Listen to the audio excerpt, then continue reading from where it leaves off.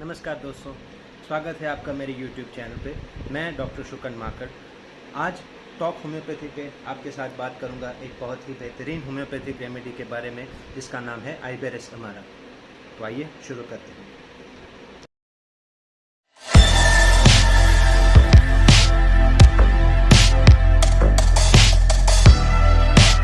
आइबेरिस अमारा एक बहुत ही बेहतरीन कार्डियो रेस्पिरेटरी ड्रग है होम्योपैथी में, जिसका मतलब उसकी सबसे ज़्यादा असर देखी जाती है हार्ट पे मतलब हृदय पे और लंग्स पे मतलब फेफड़ों पे।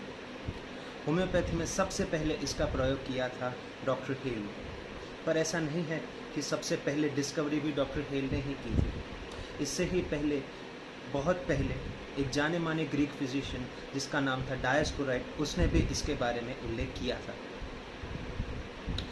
इसका नाम आइबेरिया से पड़ा है, जो स्पेन में एक जगह है जहाँ पे इसकी सबसे ज़्यादा मात्रा पाई जाती है।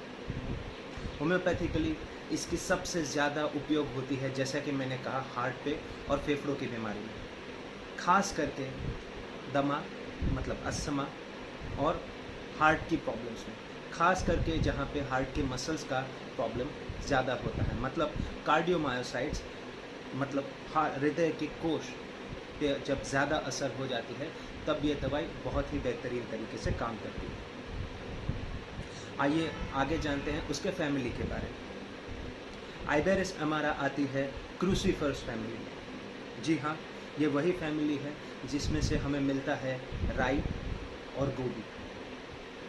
होम्योपैथी में कई और दवाइयाँ हैं जो वापस क्रूसीफर फैमिली में से बिलोंग करती है, जैसे कि थायोसिनेमियम है, सिनेपिस आल्बा है, वगैरह वगैरह बहुत सारी दवाइयाँ हैं।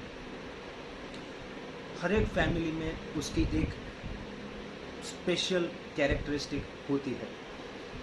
वैसे ही क्रूसीफर्स में होती है चोकिंग सेंसेशन, जैसे कुछ अटका हुआ है, कुछ भरा हुआ है, सांस लेने में दिक्कत पड़ना, ये सारे क्रूसीफर्स में देखा जाता है। उसी में से एक है आइबेरिस अमारा।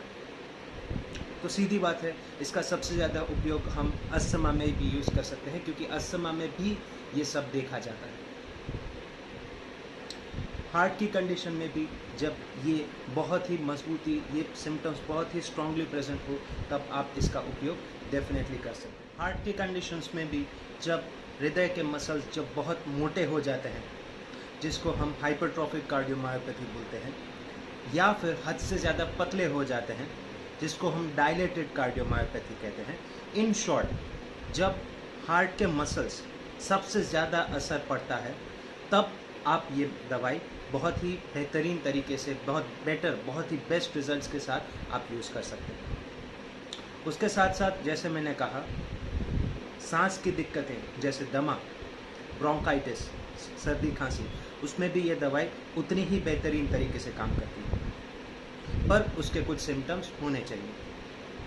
जैसे कि कार्डियक स्फीयर में या फिर हृदय के तकलीफ़ों में जब इसका उपयोग आप करते हैं तो कुछ सिम्टम्स प्रेजेंट होने ही चाहिए। खास करके पाल्पिटेशंस मतलब हृदय की गति तेज़ हो जाना, इतनी तेज़ कि वो नींद में से इंसान को उठा भी दे सकता है। उसके साथ साथ हाथ का दर्द होना, खास करके लेफ्ट आर्म का दर्द होना। उसके साथ साथ बेचैनी महसूस होना, नर्व्स तेज़ हो जाना, जिसको हम टैकीकार्डिया कहते हैं, ये सब भी इसी स्फीयर में बिलोंग करते हैं।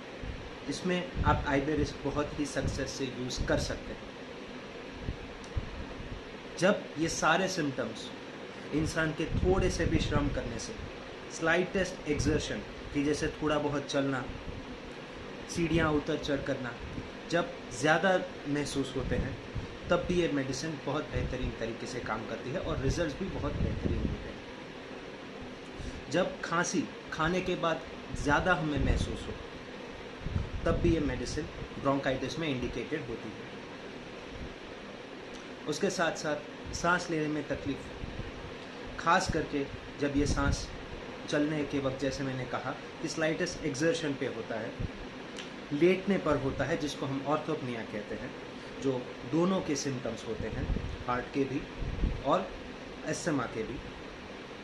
उसके साथ साथ लेफ़्ट साइड सोने में जब दिक्कत होती है तो वो चाहे कोई भी प्रॉब्लम हो, चाहे अस्थमा हो, चाहे हार्ट की प्रॉब्लम हो, ये मेडिसिन उतनी ही बेहतरीन तरीके से काम करेगी।